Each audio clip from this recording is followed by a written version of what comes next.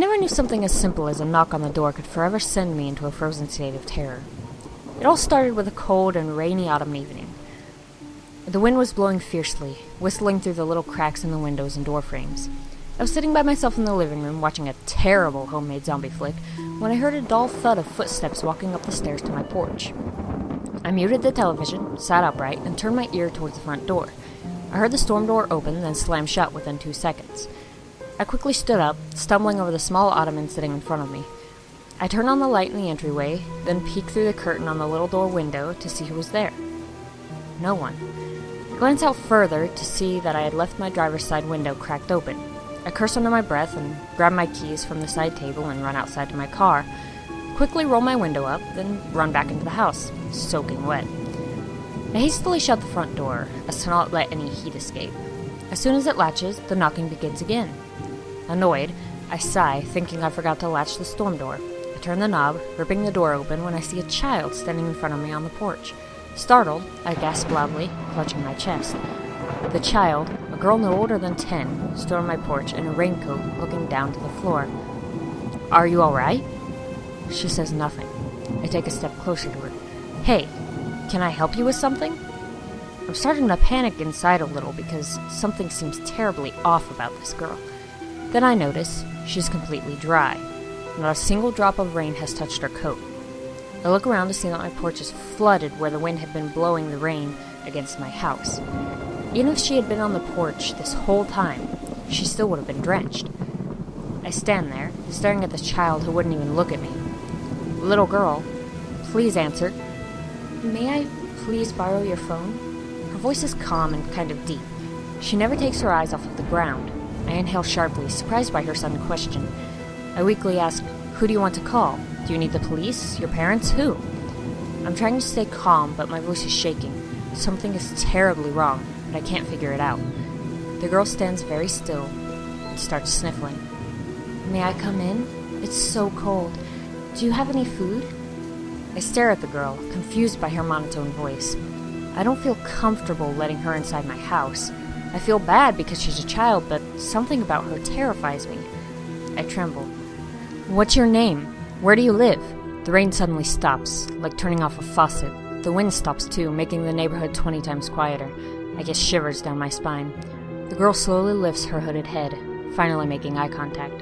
I try to scream, but the only thing that comes out are aggravated breaths of terror. Her eyes, oh my god, her eyes, as black as the abyss that she likely crawled out of. Her pale, white skin glowed a soft white, making her eyeballs so much darker. She stepped closer to me. "Please let me in. I'm so cold." I stare in fear when the wind and rain turn on like a switch behind her. I slam the door in her face, running to my phone. I dial 911, barely holding on because I'm shaking so much. 911, what's your emergency? I try to explain what's happening, but just sound crazy. "There's a girl, on my porch. Not wet, black eyes. Oh my god." I hear the lady from 911 trying to calm me down. Ma'am, calm down please. I can't understand you.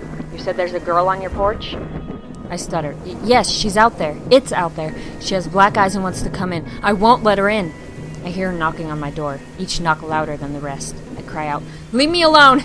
I'm not letting you in!" The knocking ceases. I sigh in a small relief. The woman on the phone asks me where I am and if I need a police officer to come. I say, "Yes, please hurry." Then hang up. 10 long minutes later, I see police vehicle lights dancing on my living room wall. I sigh in relief and hear a loud banging on the door. I run, a little hesitantly, and answer it. "Thank God you're here, officer." No officer. Only his car, sitting in the rain, driver's side door wide open. I walk out onto the porch, frantically searching everywhere for him. I run to the backyard, dripping with rainwater, shouting, "Officer? Officer, where are you?" I run back to the front of the house when I see that awful girl standing in front of me, glaring at me. She sounds aggravated now. "Let me in so I can use your phone. I'm lost. Please help me."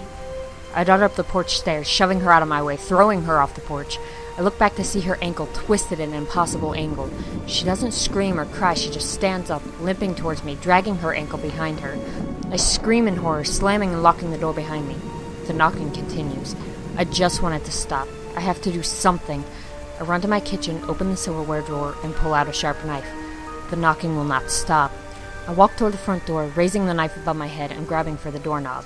I quickly opened the door to see the officer standing in front of me, his gun drawn and pointing at me. Out of instinct, he fires, shooting me in the chest. I drop the knife and fall to the ground. He enters the door and kneels beside me, yelling into his radio that he needs backup and an ambulance. He puts pressure on my chest as the blood pours out of me.